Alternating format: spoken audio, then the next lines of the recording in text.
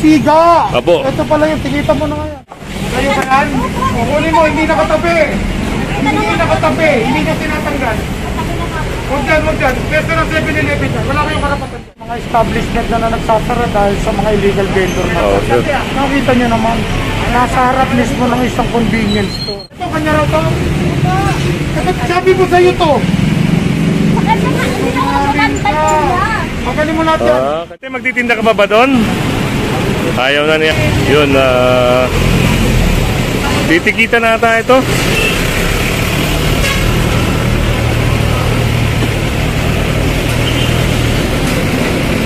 So yun nga, si Kuya matitikitan ng obstruction. Yung obstruction mga kasama, may kaukulang halaga, no? So, pagkakalam natin dito, 1,000 ang tayo. Ito si tatay, sa'yo din? Sabi dyan nakaupo si tatay. Ba't dito nakaupo? Paparking ito ka. Ito na nakaroon ng tao. Pero na yung sinatay yun.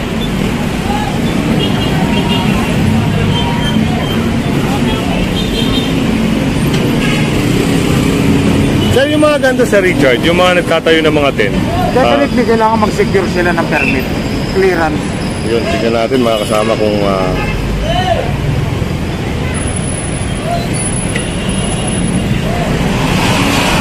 ha?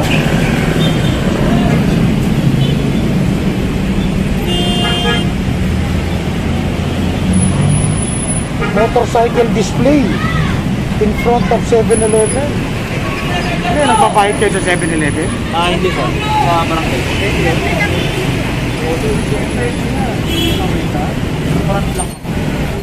Oo ha. Dali ha. ayun, tatanungin ni Sir Richard, no? Kung i-allowed sila.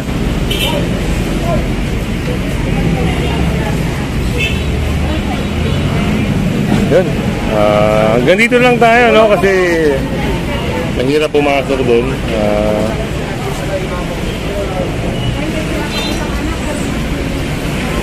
Wala na kaya, ayaw nyo? Ayaw nyo gumalaw? Sa 7-Eleven, pinapayagan pa kayo dito?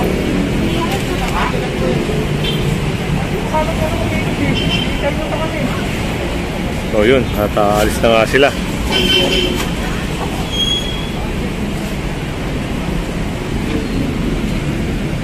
Hintayin lang natin, no? Lumabas si Richard mga kasama para malaman natin kung ano yung napag-usapan.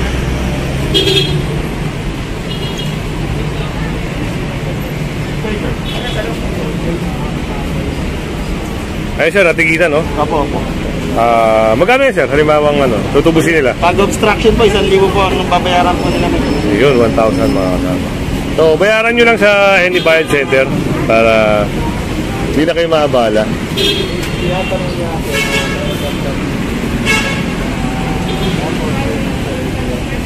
Si nanay,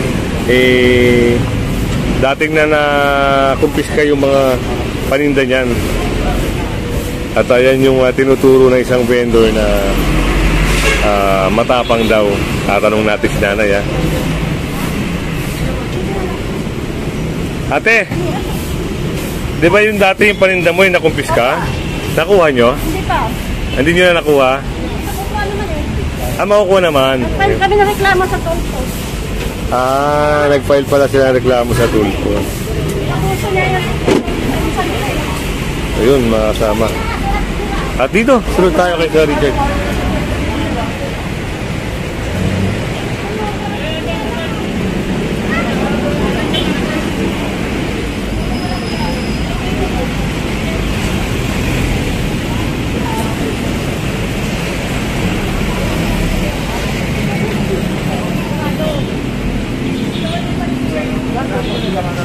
At ayun, sasakay na. Ang certification nila, certification of no objection from the barangay.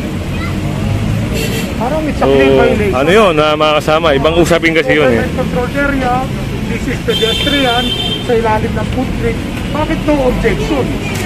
So, sir, ano pong barangay nakakasakop dyan? Barangay Tandang Sora. So yun, pupunta tayo doon mga kasama para i-clarify bakit sila nag-issue ng gantong certification. No objection na mga kasama. Kaya yan, lilinisin mo ba kung kumpiskahin? Kukunin mo na. At yun, kukumpiskahin na nga itong mga to.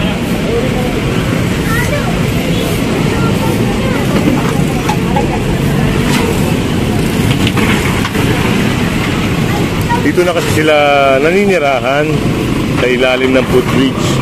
Eh, siyempre, parang eyesore nga naman. At doon, lapit tayo, lapit tayo.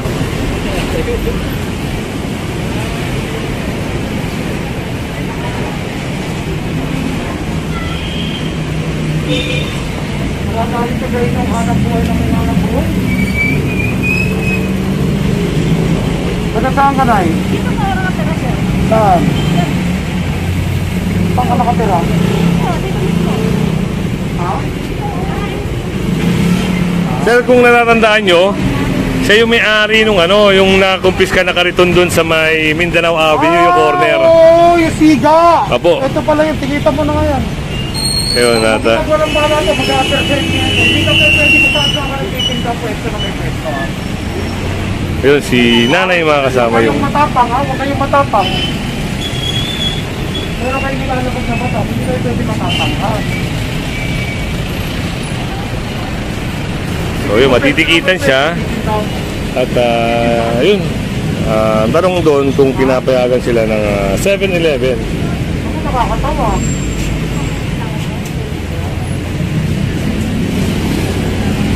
Nakita ko ba kayo bukas dito kung maniwala kayo? Pamimigay ko yan, ita-turnover ko doon sa MDAT lahat ng panindahin. Matipikita ko na lang kayo ngayon para hindi na akong sito yan, ha?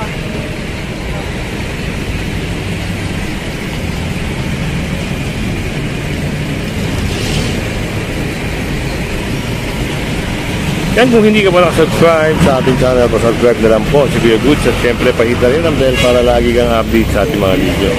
At again, shoutout nga pala kay Rafa Apoderado. Yan.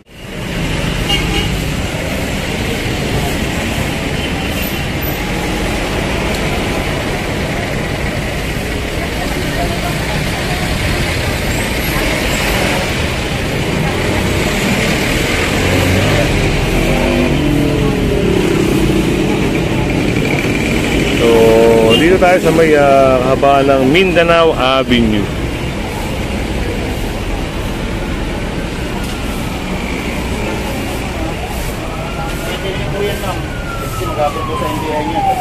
Sabihin mo sa 7-Eleven, pag nagtinda ulit dito siya, tawagan tayo. So yun, at i-inform na rin sa pamunuan ng 7-Eleven.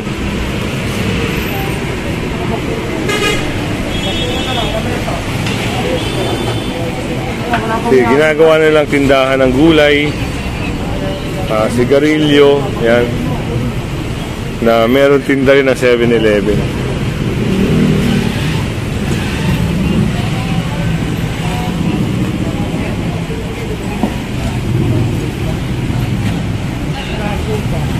Tinago pa sir, no?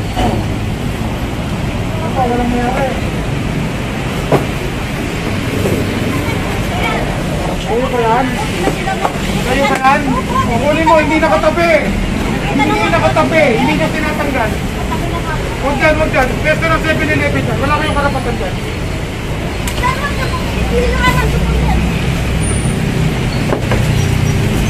Ako, kalat na yan eh.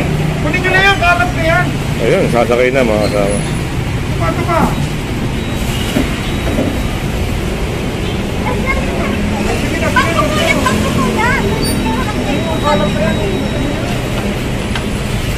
Grabe ka na. Gawa nyo ng basurahan yung 7-Eleven ah. Hindi na kayo nakawa sa mga nagtitinda dito. Alisin nyo yan, hindi kami alis dito ng marumihan. Hindi kami alis dito ng magalap po yan. Yan, imbis na taong bayan yung gumagamit nito, no, na nakikinabang nito, no. Sila na ang bumabesto rito at yun, nagkukos pa ng obstruction.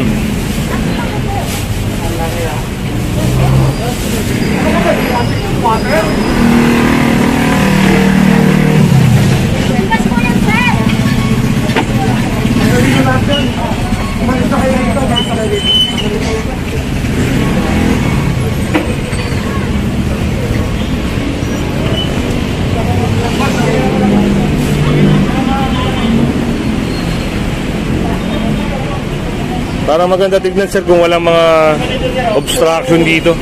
Actually, nakakalungkot. Minsan may mga establishment na nagsasara dahil sa mga illegal vendor na. Oo, sir.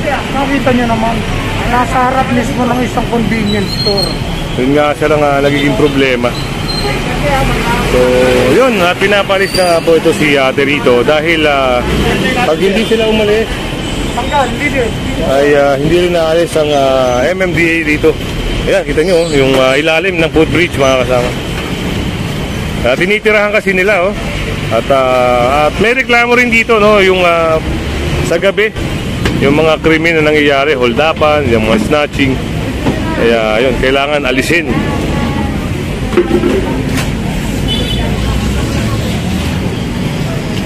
At doon naman sa usapin ng pagtatayo ng tent, yun, sa barangay na yun mga kasama.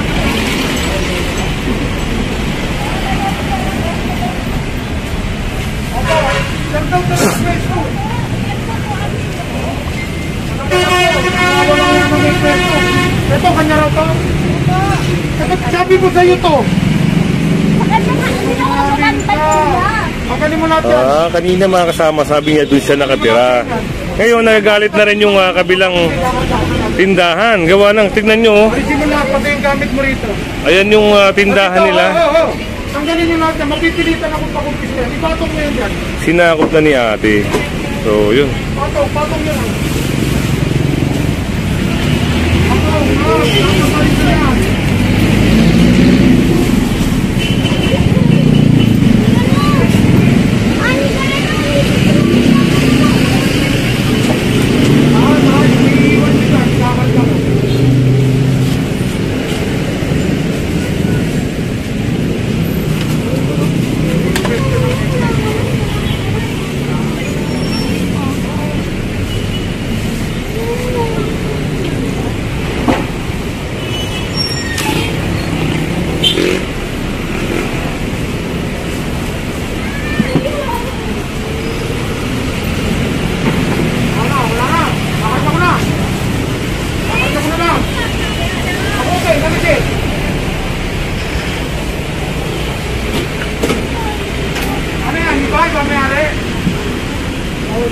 ID mo. Hindi yung pwede. ID. So, yun. At matitikitan din si ate. ID mo ate. Wala, kukumpiskain niya. Napipilitan ako kukumpiskain niya kung hindi ko lang ipapakita ng ID. Hindi pwede lumalabas ka ng tahanan mo. Wala ka mo. May identification na magpapatunay. Ako napipilitan ako kunin lahat yan. Ha? Hindi pwede yung ganyan ate. Hindi tatapilihan yun eh. Hindi ko anak yan. Okay, kanya yan ate. Sige na, kanya yan. Alis na yan, hindi na babalik dito yan. Binayagan pala. At yun, pinayagan daw siya ni ate.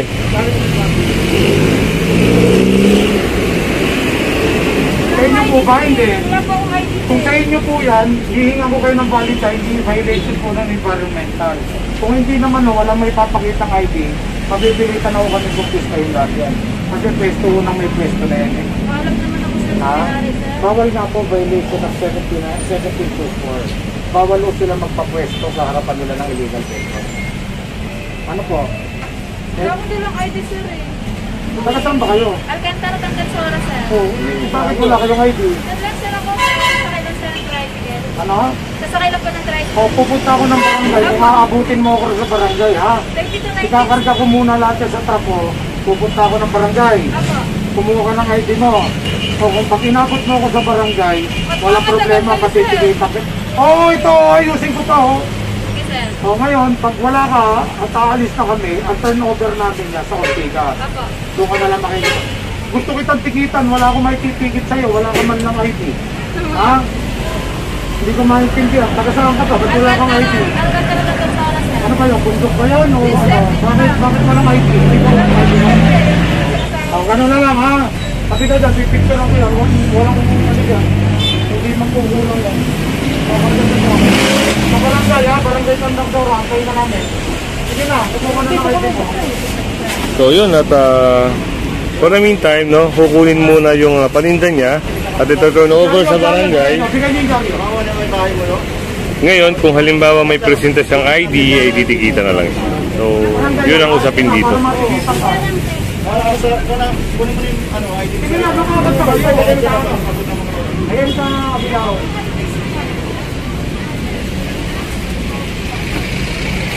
Kung may ID naman si ma'am, di May cellphone ka, te? May cellphone ka ba? Malugan po. parang naawa din si ma'am. Kung, Picture man lang, sese. oo, kung halimbawa may ID si ma'am, pwede naman si ma'am. Sacrifice na lang si ma'am.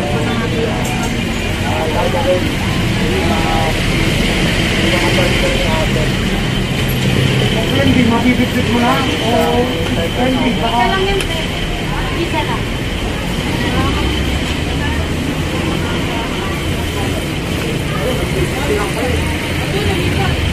Kano?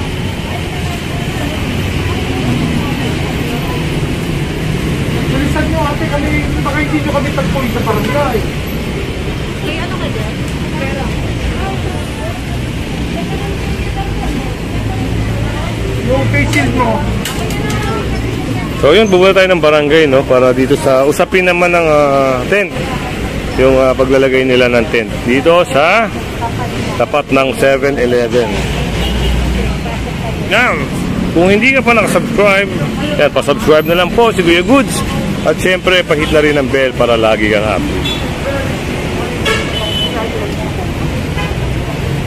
Hindi nila pag-observe na i-occupy nyo yung sidewalk yung pedestrian. No objection daw. Ha? Pinirmahan ng kagawad. Di ba? Parang binaypas pa yung kapitan. Di may naman, sino mas mataas yan. Ngayon, i-clarify lang namin. Okay. So yun, punta tayong barangay Tandang Sora, mga kasama. At ngayon, nandito na tayo sa may barangay hall ng Tandang Sora.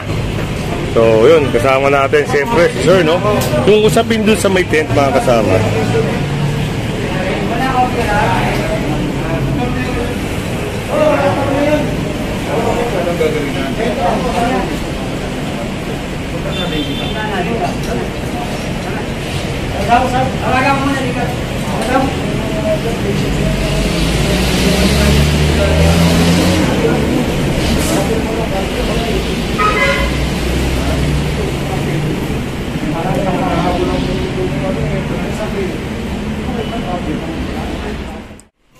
So yun, mga kasama, at nandito tayo sa loob ng office ni Chairman, no? Hindi natin pwedeng occupy yung sidewalk.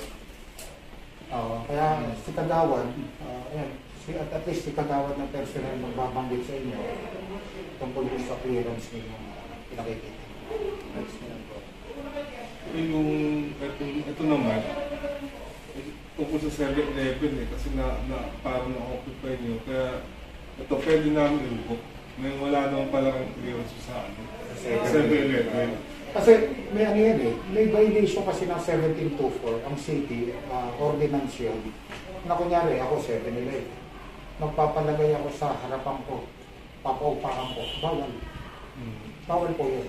So definitely, tulad yan, wala pa palang ano, verify din kasi, wala namang clearance sa 7-Eleven din, kung pag-occupy ninyo, so definitely, bawal po.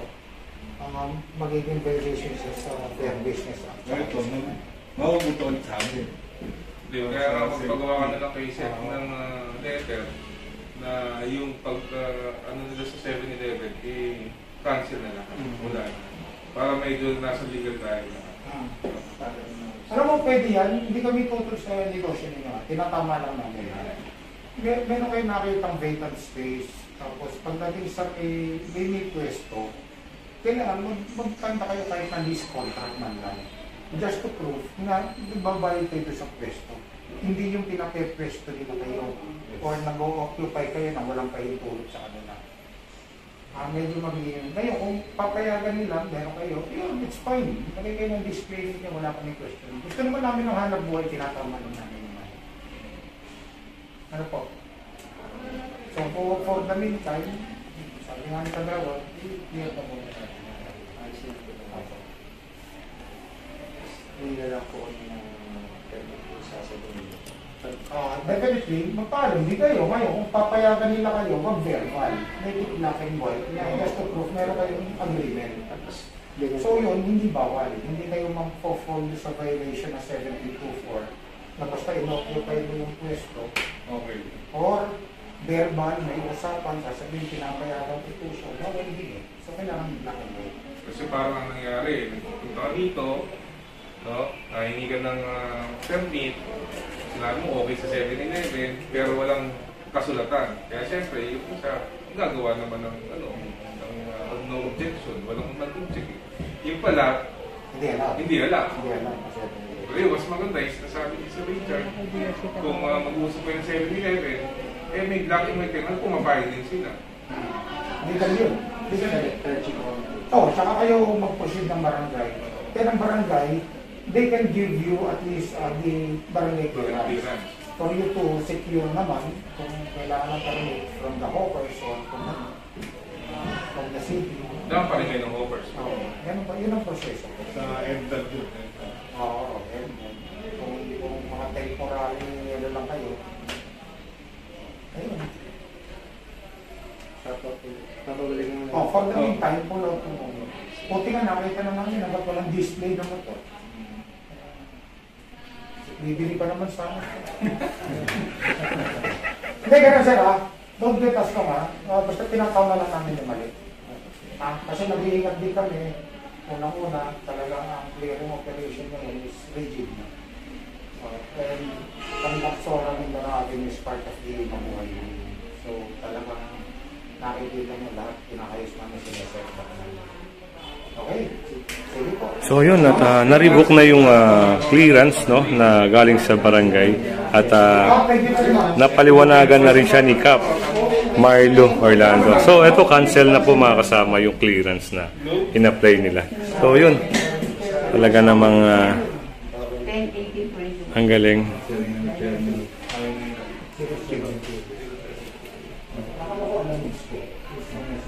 Ayan, at shoutout pala sa mga taga-barangay Balara, sa kay Kapitan Marlo Olanday, kay Kagawad. At kay Sir Richard. Galing din si ate dito sa may barangay, no? At yun nga, yung napag-usapan na secure niya yung ID, ayun, meron na. Titikita na lang siya at ibabalik na yung paninda niya. So, ang tanong doon, ate, magtitinda ka ba doon? Ayaw na ni ate, mga kasama. Nadala na siya. Ayun. Dahil, pag nadaanan ka uli ron, nako, baka makumpis ka uli ang paninda mo. So yun, ibibigay na, no? Sinabihan na rin siya ni Sir Richard na wag na siya magtinda ron. Yan, again, no? Kung hindi ka pa nakasubscribe, pasubscribe na lang po si Kuya Goods at syempre, pakita rin ng bell para lagi kang update sa ating mga video. Yan, magandang umaga po at mabuhay kayo lahat. Yung lahat ng paninda ni ate, ito.